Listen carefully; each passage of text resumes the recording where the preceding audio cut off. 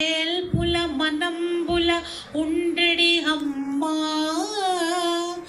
దుర్గమ్మా అమ్మ దుర్గమాయమ్మ కృపాబ్ధీత్సుత కవిత్వ పటుత్వ మహత్వ సంపదల్ కృపాబ్ధీత్సుత కవిత్వ పటుత్వ మహత్వ సంపదల్.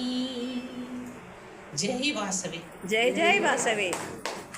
ఈ ప్రదోష వేళ అందున అధిక మాసాన ఈ మంత్రమయమైన ప్రాంగణం అని ఎందుకన్నానో ముందు చెప్పుకుందాం.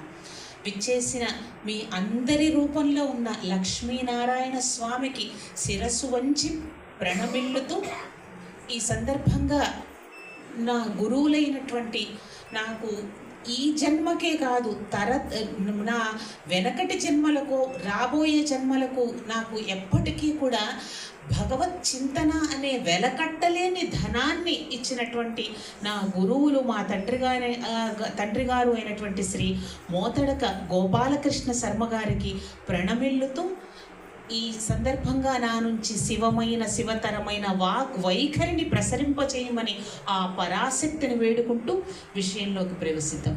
అమ్మ, అందరం కూడా ఇక్కడ చక్కగా అందరూ పచ్చగా ఉన్నారు, పచ్చటి చీరలు. ఇక్కడ నేను కూర్చున్నాను, అక్కడ మీరు వింటున్నారు అన్న భావన కాకుండా ఇది అందరం కూడా ఆహ్లాదంగా ఆనందం కోసమే కదా అందరం వచ్చింది. నేను ఏదో దుఃఖభరితమైన ఏదో ఏడుపు కొట్టు మాటలు చెప్తే వెంటనే మన లతగారు తొందరగా బస్సు బుక్ చేసుకుని పంపించేసేయండి బెంగళూరు అంటారు కదా. అందరం సంతోషంగా చెప్పుకుందాం, విందాం.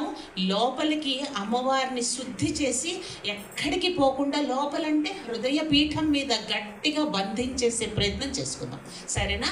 చాలా తేటగా చెప్పుకుందాం. ఆనందం కష్టంగా మహా గట్టి పాకంగా ఉండకూడదు కదా, చాలా లేత తీయ పాకంగా ఉండాలి. అలా చెప్పుకుందాం.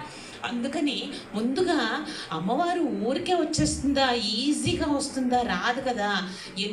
ఎందుకు రాదు అంటే లోపల ఎవరైనా మనకు అతిథి వస్తున్నా కూడా ఫస్ట్ మనం ఏం చేస్తాం, చాలా హైరాణ పడిపోయి ఈరోజు అమ్మగారు మన రమాదేవి గారు ఎన్ని వంటలు చేశారు, నేను చాలా రోజుల తర్వాత బాగా అసలు గొంతు దాకా తిన్నానేమో. ఒక్క అతిథి వచ్చేసరికి అంత హైరాణ పడిపోయి చేశారా? మరి మనం అంత శుద్ధి చేసుకుంటాం కదా. మనకి మరి అమ్మవారు సాక్షాత్తు లక్ష్మీదేవి ఆదిలక్ష్మి రావాలంటే, కూర్చోబెట్టాలంటే మన లోపల మనం ఏమన్నా చాలా నీట్గా ఉన్నామా? లోపల నీట్గా ఉందా విషయం? ఎన్నెన్ని ఉన్నాయండి లోపల. ఈ జన్మలో చేసుకున్నవే కాదు, అనేక జన్మల నుంచి చేసుకున్నటువంటి మాలిన్యాలు ఊరికే